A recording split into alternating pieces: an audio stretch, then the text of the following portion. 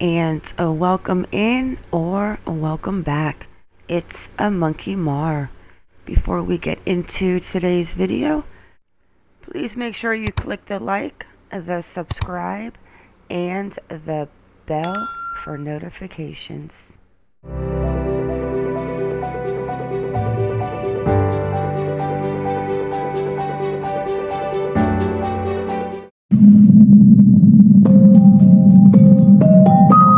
Good feeling. It's not nothing that you want to just sit up and think about all the time. You got to make yourself think about something different, positive, something happy, something better. Biological father Charles Pettus is racked with heartache. In an exclusive interview, Pettus talks publicly for the first time about the mysterious disappearance of 4-year-old Orrin and his 3-year-old brother Orson. They might not remember me, but I remember them. And I'll show them.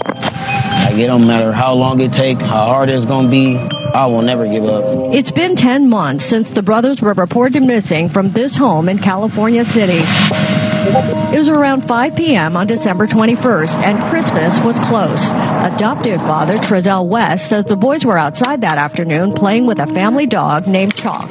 She was actually wrapping gifts, so we thought it was a good idea that they go outside and play with Chalk on the back patio. West claims he checked on the boys when he went out to get firewood. Came to the house, saw them there, went in the house, I came back out, I didn't see them there. I immediately went back in, asked my wife, did you see the boys?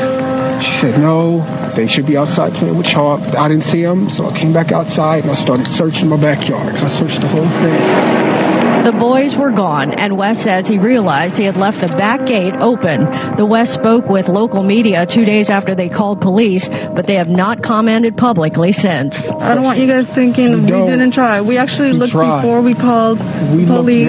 Police were called around 6 p.m. Soon after, the neighborhood and the West home were thoroughly searched. The Wests eventually had their 2 biological and 2 other adoptive children removed from their care. And in March, Bakersfield police took over the investigation due to more resources and family ties on both sides. It's a puzzle, and there are key pieces that are missing, and we are using every legal means to figure out what happened and get the facts and circumstances behind what occurred. Police admit to withholding over 90% of the evidence in this case to protect their investigation. And while the Wests aren't speaking with the media, police say they remain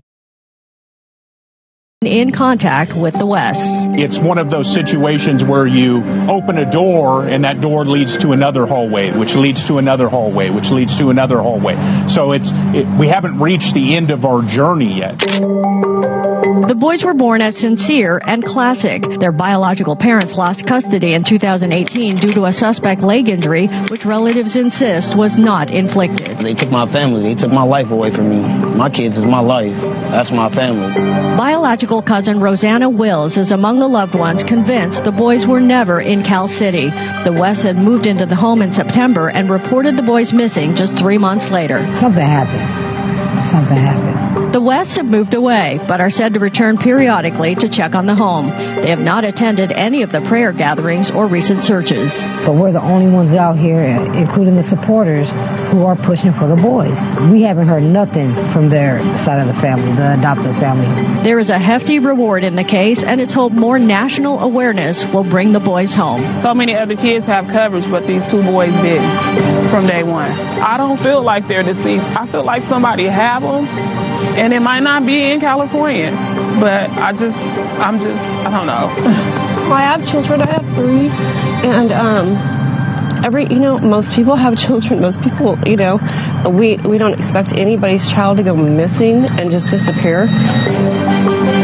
Jennifer Nobles has generously made sure that billboards and banners featuring the boys are widely disseminated, even though the only available photos are well over a year old. Even if they're a little bit old, I hope there's some feature, that they see on their face, their nose, or their lips, or their eyes, or anything that just stands out to them that makes them question, could that be, one of the boys? Could it be? Just possibly? There is a secret witness line just for this case. That number is 661-322-4040. The family and Bakersfield police implore anyone with information from before or after the boys disappeared to please call. All right, guys, drop them comments, drop them opinions. And with that, it is a wrap. I want to thank you all for coming in. Thank you for watching. Please like or dislike, whichever you prefer, and subscribe. Everyone have a good day or a good night wherever you are in the world, and stay vigilant. I am out.